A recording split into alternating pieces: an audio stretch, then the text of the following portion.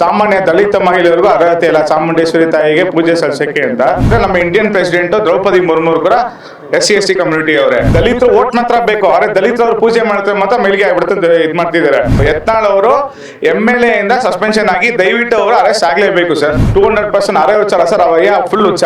Is not fit to be an MLA. ದಯವಿಟ್ಟು ಅವ್ರಿಗೆ FIR copy ಕೊಡ್ತೀವಿ, ದಯವಿಟ್ಟು ಅವ್ರಿಗೆ ಅರೆಸ್ಟ್ ಮಾಡಿಸಿ ಸರ್. ಎಂಟರ್ ಇಂಡಿಯಾದಲ್ಲೇ ಉಗ್ರ ಹೋರಾಟ ಮಾಡ್ತೀವಿ. ಯತ್ನಾಳ್ ಅವ್ರಿಗೆ ಮಸಿ ಬಳಸೋದಂತೂ ಗ್ಯಾರಂಟಿ. SC/ST ಕಮ್ಯುನಿಟಿ ಬಗ್ಗೆ ಜಾಸ್ತಿ ತಪ್ಪಾಗಿ ಏನಾರು ಮಾತಾಡಿದ್ರೆ ನಿಮ್ಮ ಮುಂದೆ ಚಪ್ಪಲಿ ಹಾಕಿ ನಿಮ್ಗೆ ಮಸಿ ಬಳಸೋದು ಗ್ಯಾರಂಟಿ ಸರ್. ಅವ್ರಿಗೆ ಏನ್ ರೈಟ್ಸ್ ಇದೆ SC/ST ಅವ್ರ ಬಗ್ಗೆ ತಪ್ಪಾಗಿ ಮಾತಾಡೋದಕ್ಕೆ? ಅಂದ್ರೆ SC/ST ಅವರು ಸನಾತನ ಧರ್ಮದವರಲ್ವಾ, ಹಿಂದೂವರಲ್ವಾ? ಒಂದು ಡೆಸಿಗ್ನೇಷನ್ ತಗೊಂಡು ಸುಮ್ಮನೆ ನಾಟಕ ಮಾಡ್ಕೊಂಡು ತಿರ್ಗಾಡೋರಲ್ಲ. ಅವರ ನಾಯಕ ಅನ್ನೋಕೆ ಲಾಯ್ಕೆ ಇಲ್ಲ ಸರ್. ಸರ್, ಇದು ನನ್ನ ಹೆಸರು ಕಾರ್ತಿಕ್, ರಾಜಾಜಿನ ಕಂಪ್ಲೇಂಟ್ ಕೊಡ್ತಾ ಇದೀವಿ. ನಾನು ಯತ್ನಾಳ್ ಅವರು ಈ ತರ ಸ್ಟೇಟ್ಮೆಂಟ್ ಕೊಟ್ಟಿದ್ದಾರೆ. ಸಾಮಾನ್ಯ ದಲಿತ ಮಹಿಳೆಯರಿಗೂ ಅರ್ಹತೆ ಇಲ್ಲ ಚಾಮುಂಡೇಶ್ವರಿ ತಾಯಿಗೆ ಪೂಜೆ ಸಲ್ಲಿಸಕ್ಕೆ ಅಂತ.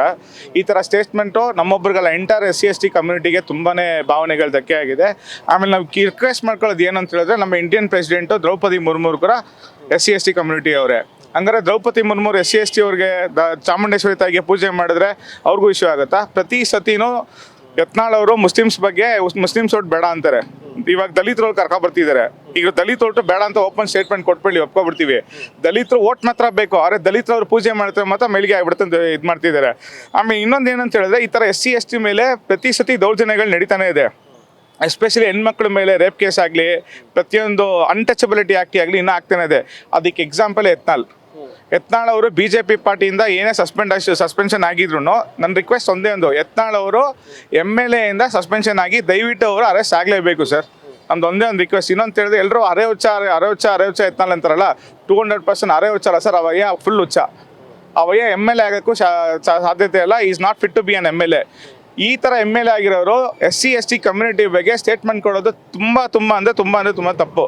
ದಯವಿಟ್ಟು ಅವ್ರಿಗೆ FIR ಕಾಪಿ ಕೊಡ್ತೀವಿ, ದಯವಿಟ್ಟು ಅವ್ರಿಗೆ ಅರೆಸ್ಟ್ ಮಾಡಿಸಿ ಸರ್. ಇದು ನಮ್ಮ ರಿಕ್ವೆಸ್ಟು. ಇದು ನೀವು ಅರೆಸ್ಟ್ ಮಾಡಿಲ್ಲ ಅಂದರೆ ನಾವು ಎಲ್ಲ SC/ST ಸಂಘಟನೆ ಮಾತ್ರ ಅಲ್ಲ, ಎಲ್ಲ ಸಂಘಟನೆಗಳು, ಎಲ್ಲ ಕ್ಯಾಸ್ಟ್ ಅವರು ಹೋರಾಟ ಮಾಡ್ತೀವಿ ಸರ್.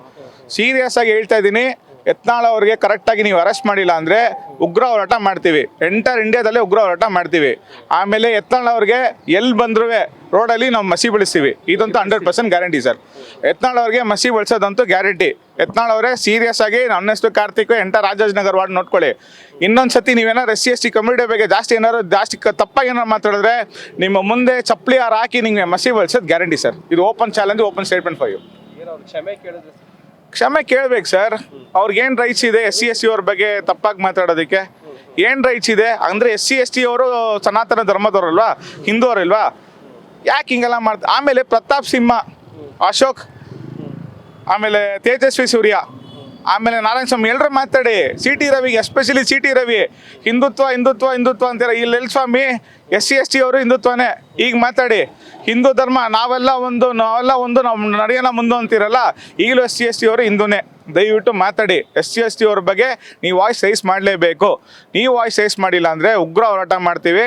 ಯತ್ನಾಳ್ ಅವ್ರಿಗೆ ಚಪ್ಪಲಿ ಹಾಕಿ 101% ಮಸಿ ಬಯಸ್ತೀವಿ ಸರ್.